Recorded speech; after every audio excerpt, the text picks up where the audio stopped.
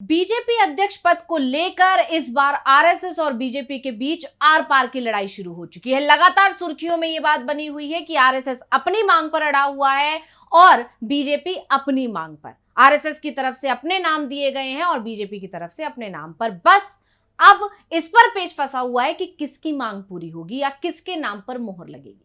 खैर, पिछले 10 सालों से संघ बीजेपी अध्यक्ष पद को लेकर ज्यादा दबाव नहीं बना रहा था। जो पीएम मोदी ने चाहा वो ही बीजेपी के अंदर हुआ और वो ही सरकार में भी। दावे तो यहां तक होने लगे थे कि बीजेपी अब संघ की छाया से निकलने की कोशिश कर रही है। लोकसभा चुनाव में तो बीजेपी अध्यक्ष जेपी नड्डा ने यहां तक कह दिया था कि अब बीजेपी सक्षम है, उसे संघ की जरूरत नहीं है। संकेत माना गया था कि संघ अपना रास्ता देख ले, बीजेपी अब अपने रास्ते पर चलेगी।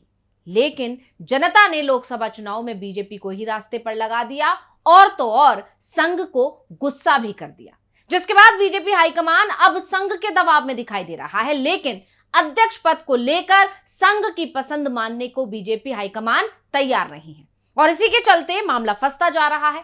आरएसएस की तरफ से संजय जोशी का नाम तय कर दिया गया है तो बीजेपी हाईकमान ने इसे लेकर चौंकाने वाला नाम सामने किया है, लेकिन संघ इसके लिए तैयार कतई नहीं है।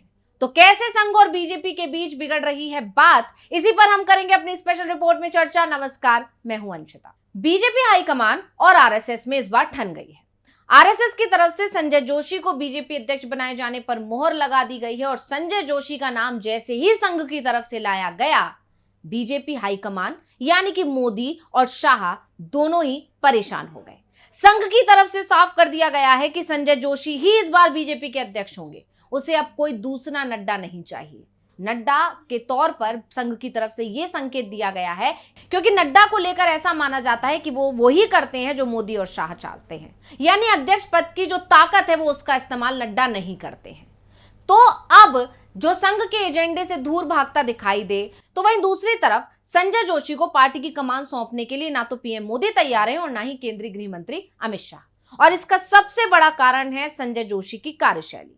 संजय जोशी बेहद दबंग अंदाज में संगठन चलाने वाले नेताओं में से माने जाते हैं। ऐसे में अगर वो पार्टी के अध्यक्ष बनाए जाते हैं तो फिर अमित शाह का बीजेपी संगठन में हस्तक्षेप पूरी तरह से बंद हो जाएगा।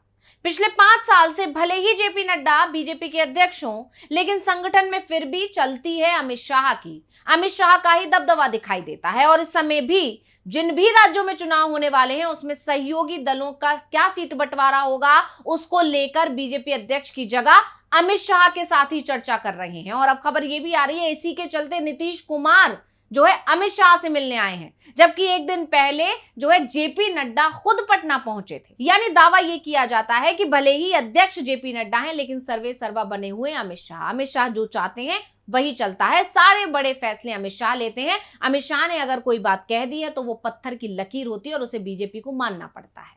लेकिन संजय जोशी ऐसा नहीं होने देंगे। संजय जोशी अगर बीजेपी अध्यक्ष बने तो यह सब कुछ बंद हो जाएगा, क्योंकि तब सीट बंटवारे से लेकर हर बात को लेकर चर्चा पार्टी अध्यक्ष के साथ होगी, किसी भी केंद्रीय मंत्री के साथ नहीं होगी। दूसरा, संजय जोशी का अध्यक्ष बनना पीएम मोदी के लिए भी संकट खड़ा कर सकता है, क्योंकि पीएम मोदी और संजय जोशी के बीच पहले से ही 36 का आंकड़ा माना जाता है। सालों से ये दुश्मनी चली आ रही है। ऐसे में अगर संजय जोशी बीजेपी अध्यक्ष बनते हैं तो संकट पीएम मोदी तक पहुंच सकता है और जानकार तो ये भी दावा कर रहे हैं कि पीएम मोदी की कुर्सी तक पहुंच सकता है। अब संजय जोशी को लेकर बीजेपी के अंदर आर पार के हालात हैं।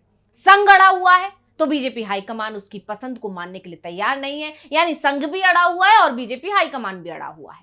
इस बीच अब दावा किया जा रहा है कि बीजेपी हाईकमान की तरफ से एक और नाम आगे किया गया है।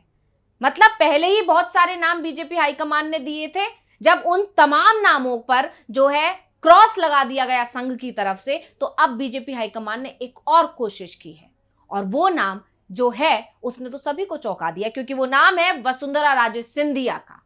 बीजेपी हाईकमान की तरफ से अब वसुंधरा राजे सिंधिया का नाम अध्यक्ष पद को लेकर सुझाया गया है, जिसके चलते संघ नेता भी चौंक गए हैं और बीजेपी के नेता भी चौंक गए हैं और तमाम जानकार भी चौंक गए हैं, क्योंकि वसुंधरा राजे और मोदी शाह के बीच के रिश्ते कैसे हैं वो किसी से छिपे नहीं हैं। और इसीलिए जैसे ही बीजेपी हाईकमान की तरफ से ये नाम आगे किया गया तो सभी हैरान रह गए।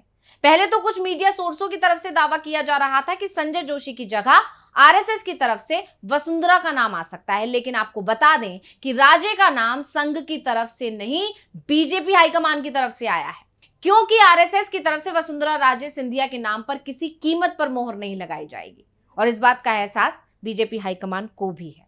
वैसे तो अमित शाह भी नहीं चाहते कि वसुंधरा राजे सिंधिया को बीजेपी का अध्यक्ष बनाया जाए, लेकिन उन्हें यह भी एहसास है कि सिंधिया के नाम को खारिज करना आरएसएस के लिए भी आसान नहीं होगा, और अगर संघ खारिज करता भी है तो राजे के सहारे संजय जोशी के नाम पर भी संघ को पीछे हटाया जा सकता है, और फिर किसी तीसरे नाम पर सहमति बनाई जा सकती है, और शायद वो नाम फिर बीजेपी आलाकमान की सहमति वाला हो।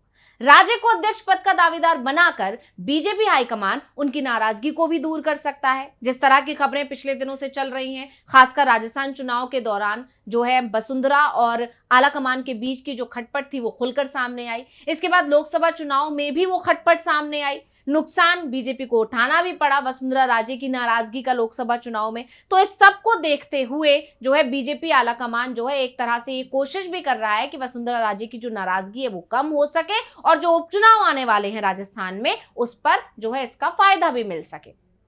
लेकिन यह तय माना जा रहा है कि राजे का नाम किसी भी कैंप से आए, लेकिन उनके लिए अध्यक्ष बनना बेहद मुश्किल माना जा रहा है, क्योंकि संघ उनके नाम पर मोहर लगाएगा ही नहीं। सिर्फ बीजेपी हाईकमान की तरफ से संजय जोशी को अध्यक्ष बनने से रोकने के लिए राजे का नाम आगे बढ़ाया जा रहा है। वैसे ये सवाल भी उठ रहे हैं कि आखिर पीएम मोदी और अमित शाह अध्यक्ष पद को लेकर इतना ज्यादा सतर्क क्यों हैं? ये सवाल बहुत महत्वपूर्ण है। तो ऐसे में ये सवाल हाल ही में दिल्ली के सीएम अरविंद केजरीवाल ने भी उठाया था। उन्होंने इसका जवाब भी दिया था। दरअसल आरएसएस अब बीजेपी के अंदर नए नेतृत्व की तलाश शुरू कर चुका है। नरेंद्र मोदी अगले साल 75 साल के हो रहे हैं। भले ही 75 साल का नियम अब बीजेपी में खत्म हो गया है, और इसकी वजह आप सभी जानते हैं, इसकी वजह कहीं ना कहीं मोदी ही है। लेकिन संघ की नजर से देखें तो मोदी के विकल्प की उसे जल्दी ही तलाश करनी होगी, क्योंकि संघ 2029 का लोकसभा चुनाव नरेंद्र मोदी के नेतृत्व में लड़ने को तैयार नहीं है, क्योंकि उस समय मोदी की उम्र करीब 79 साल होगी। ऐसे में संघ किसी युवा नेता के हाथ में कमान सौंपने की तैयारी कर रहा है, जिसके सहारे नए नेतृत्व को उभारा जा सके। यानी सीधे तौर पर नरेंद्र मोदी के लिए आने वाले समय में कठिनाइयां खड़ी होने वाली हैं, क्योंकि संघ के कोटे से भी अध्यक्ष बनेगा वो पीएम मोदी को चुनौती भी दे सकते हैं।